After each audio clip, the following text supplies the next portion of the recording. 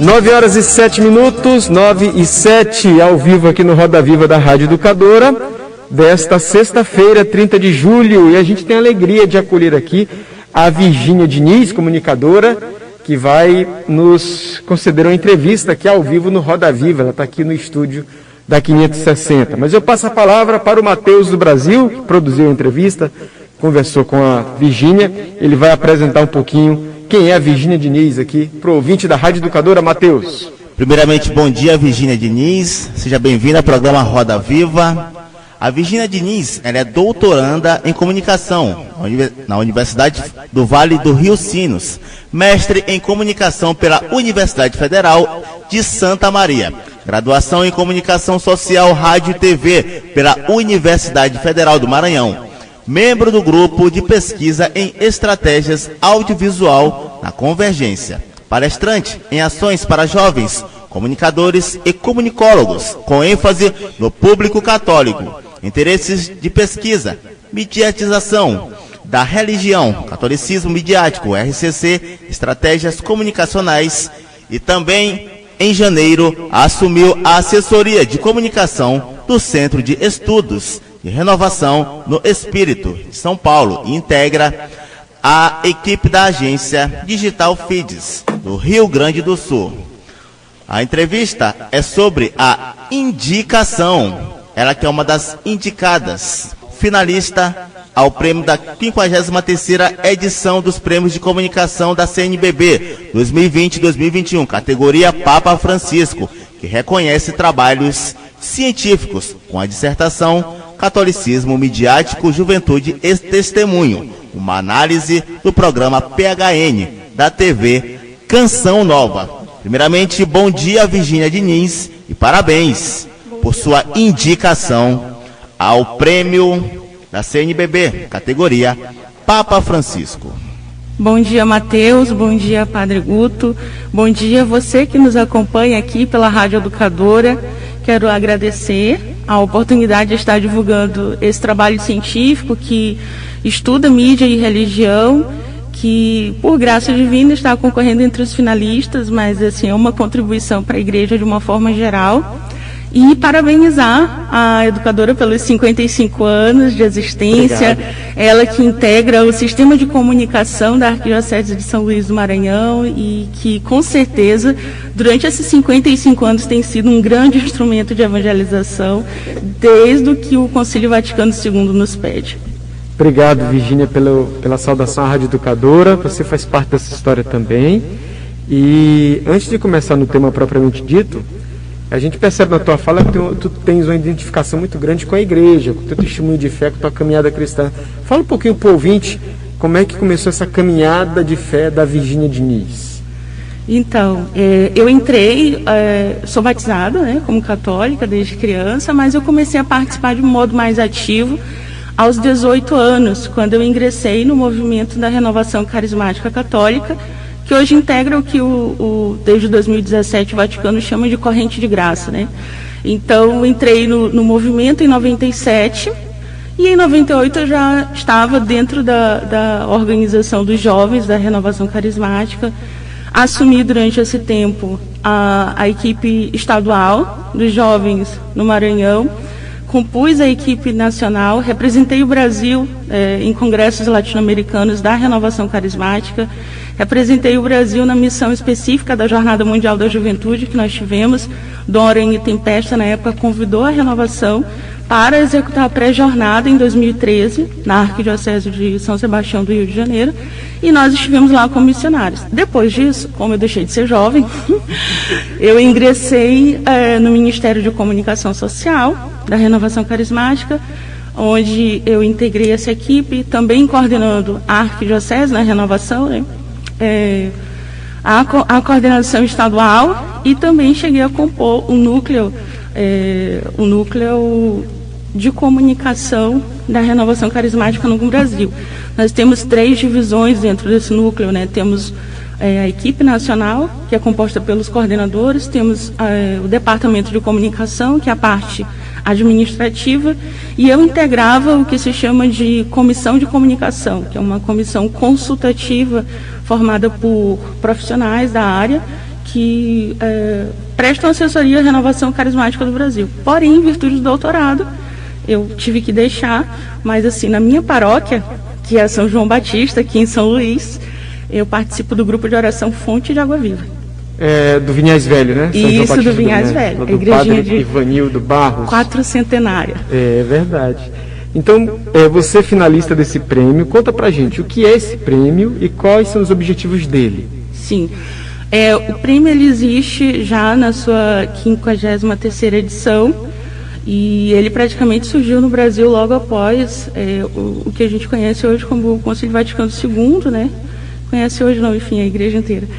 E ele é uma forma de contemplar as iniciativas tanto na área da comunicação como na área pastoral que envolve a comunicação dentro da igreja no Brasil inteiro.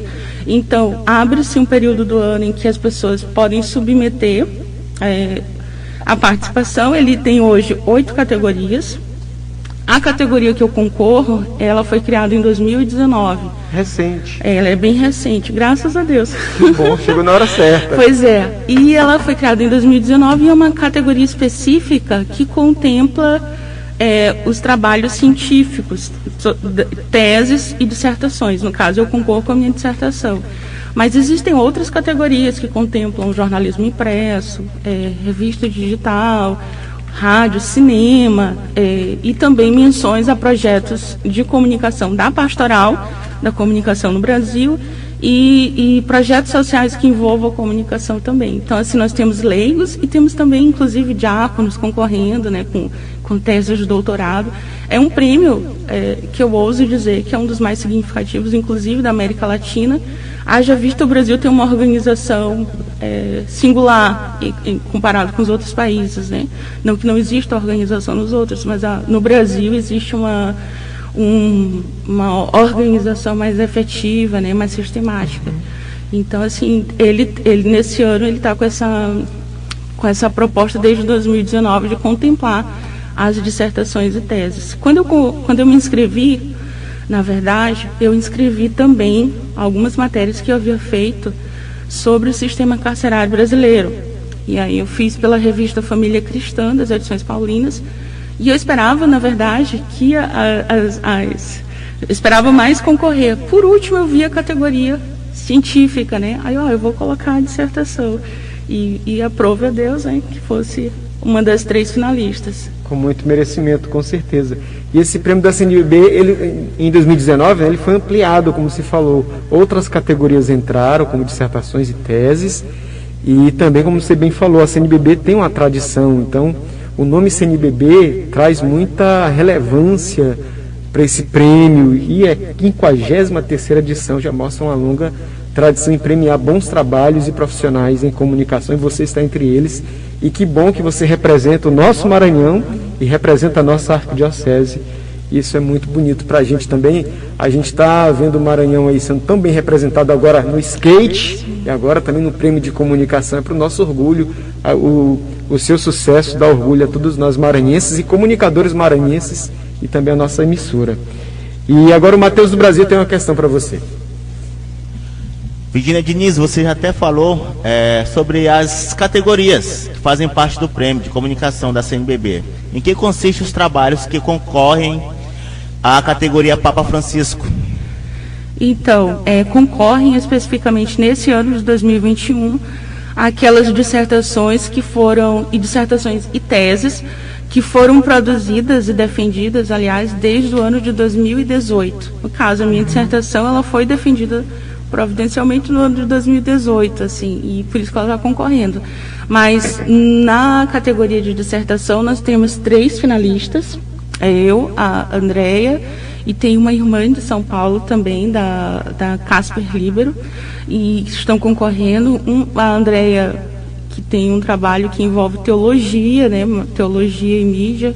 O meu trabalho, apesar do objeto empírico ser a TV Canção Nova, um programa da TV Canção Nova, é um trabalho que é essencialmente na ciência da comunicação, que tem a angulação na temática mídia e religião, mas estuda as teorias da comunicação. Então, na teoria da comunicação que eu estudo uma chamada mediatização, cuja Unicinos, que é a universidade que hoje eu curso doutorado, ela é uma das referências na América Latina sobre o tema. E a terceira envolve um trabalho com meninos de rua, né? O terceiro trabalho de dissertação. Mas nós também temos 2 trabalhos concorrendo na categoria de teses. Tem uma do Marcos Túlio, que inclusive foi aniversário dele ontem. É o coordenador nacional da Pastoral da Comunicação, não é isso? Não, esse Marco Túlio não é o coordenador. É outro Túlio. É o outro Túlio. Não é o Túlios, ele é o Túlio. E aí ele também é egresso da Unicinos, defendeu a tese dele ano passado sobre o caminho de São Tiago de Compostela, a mediatização dos peregrinos, né, essa apropriação midiática que eles realizam e que transformou, de certa forma, a espiritualidade daqueles que passam por essa experiência religiosa nesse caminho. Claro, também ele não tem uma visão, não há uma abordagem teológica no trabalho dele, é uma abordagem que envolve o objeto empírico da religião, mas também são os estudos da comunicação, o que eu considero muito pertinente, porque mostra hoje em dia, as pessoas têm uma ideia muito equivocada que a igreja não pensa. A gente vê hoje em dia, sobretudo com esses embates ideológicos, né? E que os cristãos são atacados com pessoas fundamentalistas, né? Então, assim, se generaliza todo um grupo, né, de pessoas, quando na verdade a igreja sempre deu grandes contribuições na ciência. Na semana passada nós lembramos a morte do Papa Leão XIII, que foi o Papa que marcou um divisor de águas, sobretudo com a inauguração do Observatório Astronômico no Vaticano. E assim, a ciência e a fé, elas são perfeitamente harmônicas. Assim, não tem como você conjugar a fé sem a razão e a razão sem a fé. Verdade, o Papa Leão XIII, que é uma das principais referências para a doutrina social da igreja, o pensar a igreja, a teologia e o mundo do trabalho, o mundo operário, muitas contribuições do Papa Leão XIII. Agora quem vai contribuir com a gente é a Valéria Baldez, direto do Estúdio da Educadora em São José de Ribamar. Valéria, a Virgínia está aqui aguardando a sua questão. Bom dia, Virgínia, mais uma vez bem-vinda à Rádio Educadora, parabéns pela indicação ao prêmio, que já é muito importante. E aí eu queria que você contasse para o ouvinte da Educadora o que baseou a escolha do título da sua dissertação e qual a metodologia que foi utilizada. Bom dia, Valéria, obrigada pela pergunta e pela acolhida também. Eu conheço a Valéria só das redes sociais, é meio igual o Jó, né? Conheço só de ouvir, ainda não nos vimos. Então, a minha dissertação, na verdade, ela é um resultado de um trabalho que eu desenvolvo desde o período do TCC, obviamente com uma visão bem mais simples, né? Há uma gradação nos graus que a gente vai percorrendo na ciência. A visão de um acadêmico não vai ser a mesma de um mestrando, e a de um mestrando não vai ser a de um doutorando, porque se exige um grau de complexidade maior no exercício da ciência, no exercício do saber. E na graduação a gente tem muito aquela história do eu estou me formando para ser um profissional, então tu não tem tantas ferramentas teóricas à tua disposição. Tu está na academia para aprender que existe uma ciência naquela área que tu estuda. Então, na época, esse era o meu pensamento, né, de jovem de 20 e poucos anos.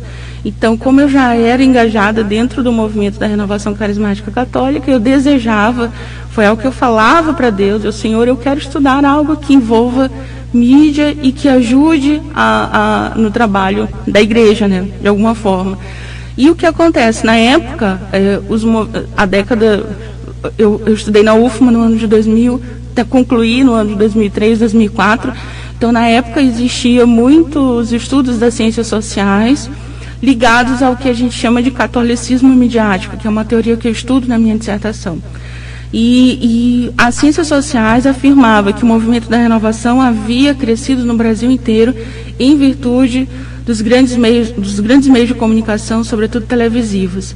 E aquilo me incomodava porque eu pensava, e qual a visão da comunicação? O que a ciência da comunicação diz sobre isso? Será que a ciência social pode dar a última palavra? Pode afirmar que, de fato, as pessoas só vão para a igreja por causa da televisão?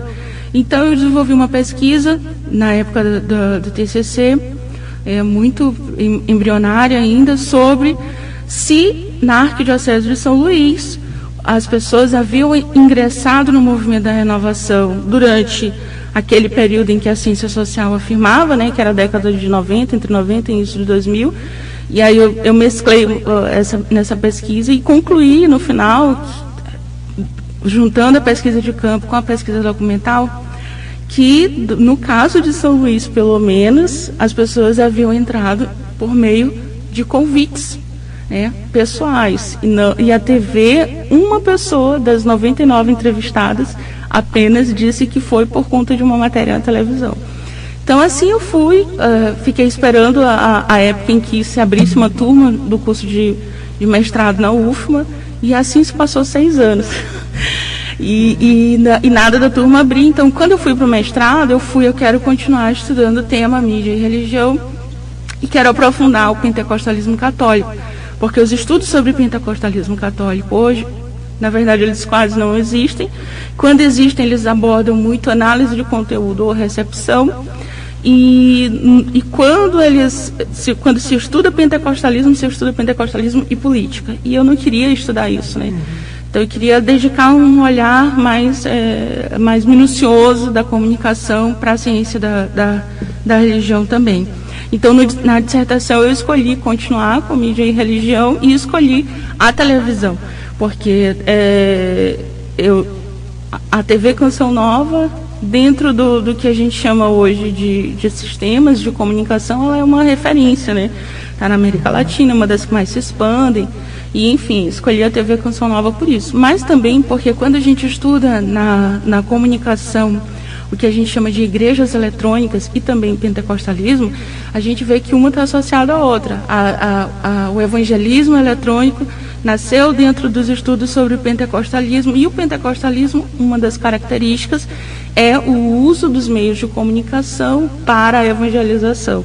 Então, a Canção Nova para mim era o objeto, naquele momento, né? Hoje eu estou com outros estudos, saí do pentecostalismo católico, estou estudando a mediatização na época da Covid-19, mas naquele período, Valéria, foi isso que me motivou, escolher, por causa do pentecostalismo católico, dentro do pentecostalismo, a comunicação, ela é um determinante, sobretudo dos meios de comunicação de massa, e a televisão, ela forma a cultura.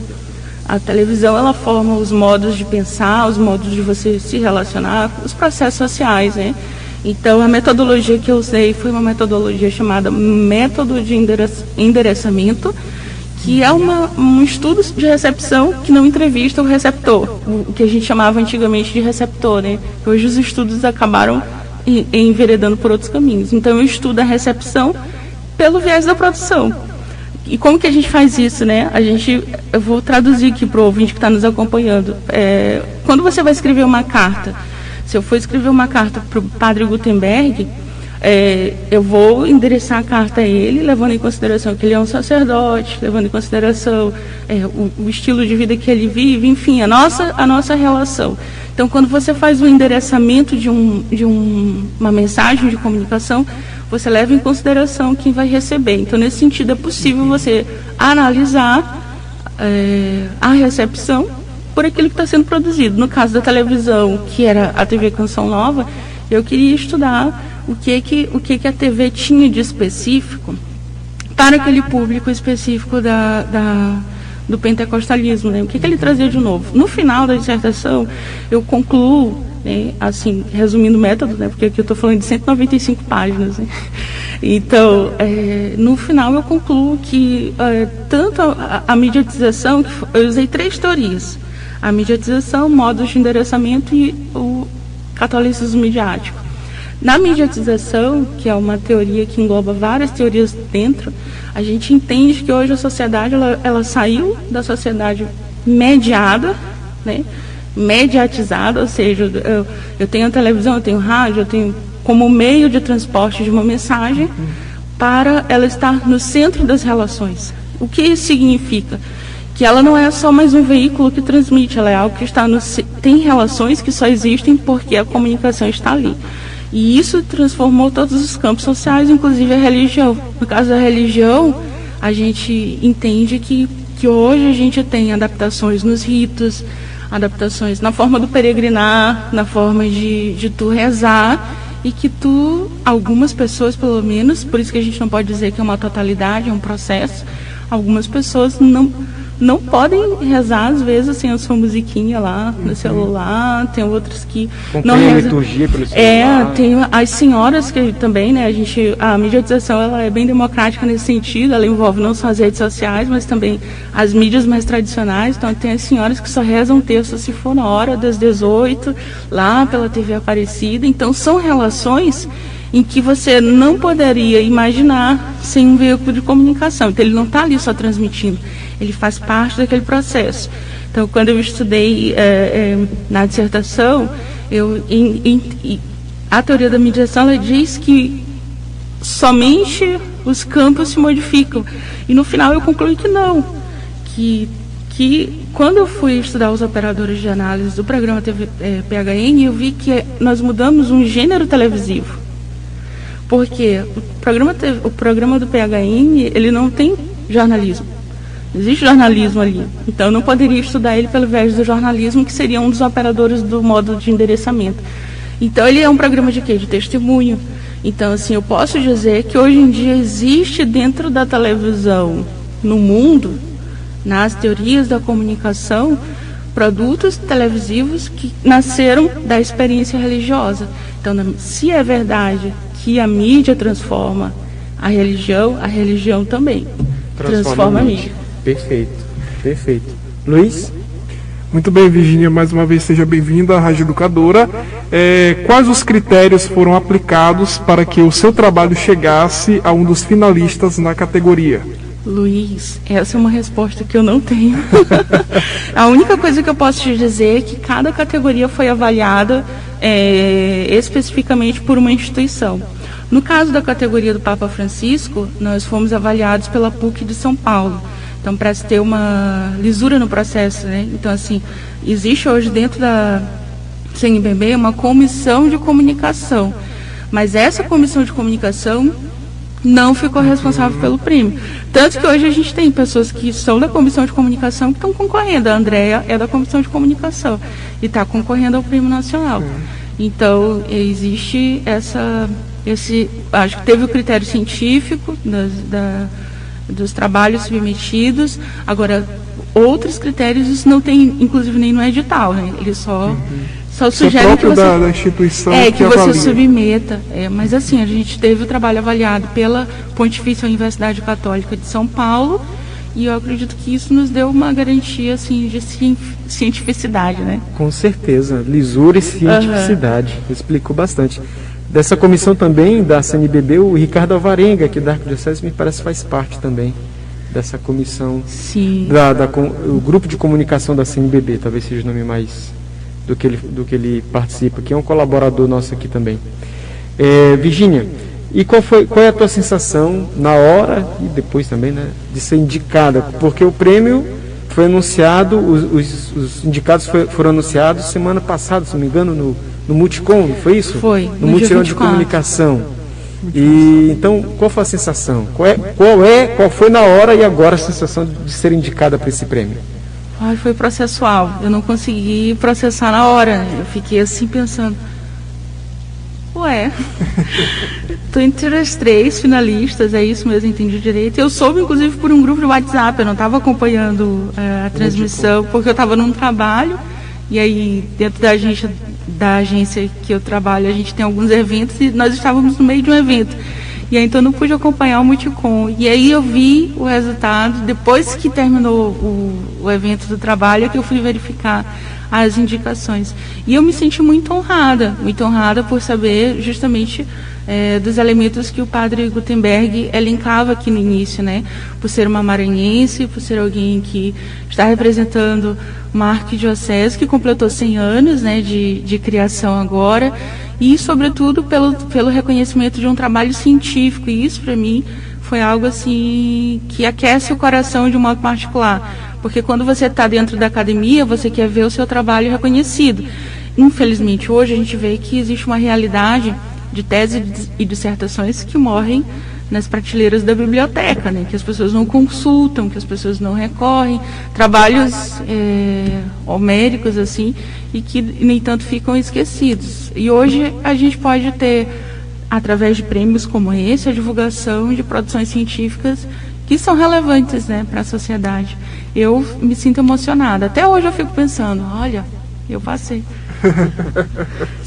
Se eu não chegar como, de fato, a vencedora do prêmio, para mim já é uma vitória. Só nós tá consideramos você já é uma vencedora por estar entre os finalistas, por nos representar. Parabéns. Mandar um abraço aqui para o Protásio e família lá no Maiobão, acompanhando a educadora. Lembrando que você, ouvinte, pode participar se assim quiser. 987-57-2140. 987-57-2140 é o WhatsApp da 560. São 9h33. A gente continua a conversa aqui com a Virgínia Diniz, comunicadora, mestre em comunicação, doutoranda em comunicação e finalista do Prêmio de Comunicação da CNBB na categoria Papa Francisco, com o seu trabalho de mestrado, sua dissertação de mestrado, com o título Catolicismo Midiático, Juventude e Testemunho, uma análise do programa PHN da TV Canção Nova. PHN por hoje não, né? Por hoje não pecar, que é muito vinculado à imagem do Dunga, ao testemunho do Dunga, da Canção Nova, não é, Virgínia? Sim, inclusive eu tive uma graça muito grande. Assim, a minha pesquisa, ela envolveu tanto a parte de análise de conteúdo dos programas. Eu analisei 70 programas do repositório. Foi até engraçado, porque na qualificação tinham 470. E aí eu fui para a qualificação. No dia seguinte que eu qualifico, que eu vou pro canal da Canção Nova, eu vi que todos eles tinham saído do ar. E aí eles mudaram e deixaram um apenas com 70 programas funcionando. Então, assim, foi bem interessante, porque na época o programa Canção Nova, em 2018, completava 20 anos de existência no Brasil. E isso, para um programa... TV é longa duração. É de grande, assim, relevância. E o Dunga era o apresentador principal, né, e também a referência dentro de todo o programa, porque o programa, na verdade, ele está vinculado a vários produtos, né, inclusive o acampamento, PHN, que reunia, antes da pandemia, 200 mil jovens na TV Canção Nova. Então, seria uma coisa grandiosa. Hoje o Dunga não está mais na TV Canção Nova, está na Rede Vida de televisão, mas o programa continua, segue ainda com o mesmo propósito, né, de evangelizar a juventude. Muito bem. Valéria Baldez, de volta. Agora a Valéria tem uma pergunta um pouco mais geral aqui para você, Virgínia. Virgínia, qual a importância da comunicação na Igreja Católica? Obrigada pela pergunta, Valéria. A importância da comunicação hoje, ela é algo interessante da gente refletir. Em duas perspectivas. Primeiro, porque nós somos tentados de imediato de achar que a comunicação é importante por si só. Tipo, a minha paróquia, o meu movimento, a minha vida, ela, para ser para eu ser uma excelente comunicadora, ou para eu ser um bom católico, eu tenho que evangelizar através dos meios de comunicação. Aquilo que eu lembrava ainda há pouco sobre a centralidade da mídia nos processos, né? Só que isso requer de nós católicos, e isso em todas as esferas, lideranças e leigos também, comunicadores católicos, uma constante reflexão crítica. E o que eu quero dizer com isso? Quero dizer que a comunicação ela é importante, ponto, mas ela não é um fim. A comunicação não vai salvar o mundo, quem vai salvar é Jesus. Então isso deve ser uma constante dentro do nosso exercício profissional, do nosso exercício como comunicador. Ter sempre isso claro. Eu vou precisar utilizar os meios, vou precisar utilizar a internet, cinema, enfim, relações públicas, todas as áreas que nós temos hoje, marketing, vamos poder utilizar tudo, mas sempre, no caso nosso, católico, sempre com exercício crítico. Ela não é o fim. Né? Eu tenho que entender que para eu ser um bom comunicador ou exercer mesmo a minha missão de batizado comum, se eu não tiver uma profissão de comunicador, eu tenho que fazer esse exercício crítico, né? De sempre pensar que é Jesus que vai salvar, não é a comunicação. Então, eu tenho que ser um bom católico, eu tenho que ter um bom testemunho, que é isso que eu evoco, né, né, no meu trabalho. O testemunho ele continua sendo fundamental. Foi o primeiro meio de comunicação da igreja, e isso eu uso a Joana Puntel, que é uma grande comunicadora, no seu livro sobre mídia e ambiência, ela fala sobre isso. O testemunho para as comunidades cristãs, ele era o primeiro veículo de comunicação e continua sendo. Então, assim, a comunicação, ela tem essa importância, Valéria. Ela é importante porque nós precisamos utilizar os meios, embora a gente tenha uma corrente que nos diga o contrário, que a igreja deve mudar por causa dos meios de comunicação. E nós devemos pensar criticamente nesse sentido. Eu preciso usar, porque os tempos mudaram, mas a igreja não muda. Perfeito. Obrigado, Virgínia, pela tua participação aqui. A gente está quase concluindo a entrevista. E eu abro aqui para você deixar suas considerações finais, sua palavra, seus agradecimentos a quem te ajudou nesse caminho também, e o que vem pela frente aí do doutorado que você está fazendo, enfim, fica à vontade. Agradeço a Deus, né, acima de tudo, por sem o dom da vida, de fato a gente não é capaz de fazer muita coisa, né, e a graça de ter fé, porque a gente pode ter vida e sem fé a gente é um morto-vivo, né? Somos um morto-vivo sem fé. Então, agradeço a todos aqueles que estão acompanhando, os meus amigos do grupo do WhatsApp RCC das antigas. Das antigas? Existe esse, da década de 80. E também os meus amigos da Unicinos que estão acompanhando, os meus amigos do doutorado, a minha orientadora, a professora Viviane Borelli, que também foi fundamental para esse momento, porque quando eu saí do Maranhão para ir para o Rio Grande do Sul, extremo oposto do país, sem bolsa, para estudar, foi porque eu queria de fato contribuir. E eu acredito que os resultados estão aqui, né? Então, assim, a sua vida é essa plantação, né? A gente lembrava disso nos evangelhos você está ali plantando. E se você coloca a boa semente, uma hora ela vai dar frutos 100 por 1, né? Então, assim, é isso que a gente espera. Então, agradeço também aos meus orientadores atuais, ao padre Pedro Gilberto Gomes, vice-reitor da Unicinos, e o professor Fausto Neto, que me acompanham. E, enfim, agradeço a minha família que me apoiou durante todo esse tempo. E eu espero, sinceramente, contar com a oração de todos vocês que estão me ouvindo agora. Se puderem rezar uma Ave Maria por todo mundo que produz ciência hoje, para que a gente não negue a fé, que nós consigamos ser fiéis àquilo que Deus nos propôs enquanto cidadãos. Nós temos uma missão civil hoje, padre, né?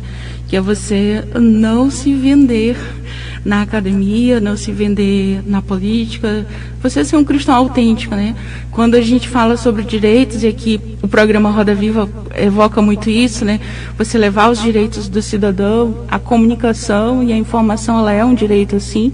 Então, nós, quando somos batizados, nós temos direitos, temos deveres, mas também temos direitos. E um dos direitos é você receber a palavra de Deus como ela é. Então, se você, como batizado, vai para a sociedade, exercer a sua profissão, a sua função de pai de família, a sua função de agente de limpeza, enfim, qualquer profissão que você exerça, do político ao auxiliar de obras, né? Qualquer profissão que você exerça, se você é um batizado, você não pode negar a sua fé.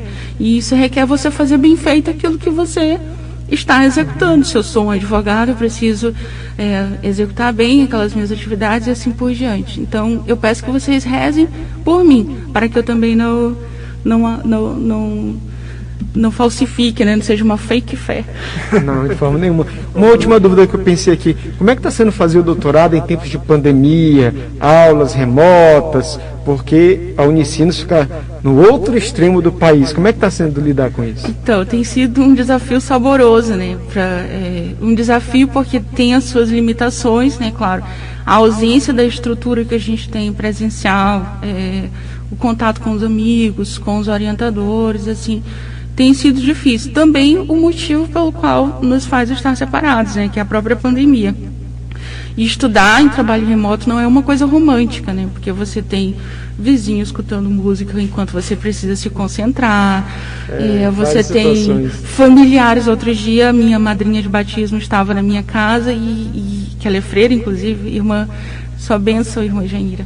E no meio da aula, ela passou de pijama atrás de mim, assim.